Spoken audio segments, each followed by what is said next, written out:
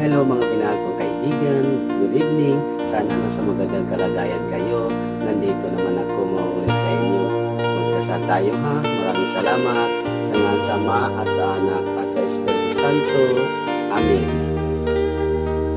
Minamahal namin Panginoon na makapangyarihan sa lahat.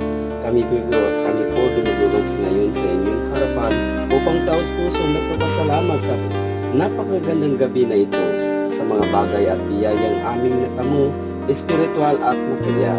Salamat din po at Panginoon sa mga problema na napagtatatag sa amin sa lakas ng loob para malabanan namin ang lahat ng pagsubok at sa mga taong aming inspirasyon sa araw at gabi at sa pagmamahal mong walang katulad at sa pagkamatay mo sa krus para sa aming mga kasalanan, lahat ng mga yan at marami pa ay buong buhay naming utang at pasalamatan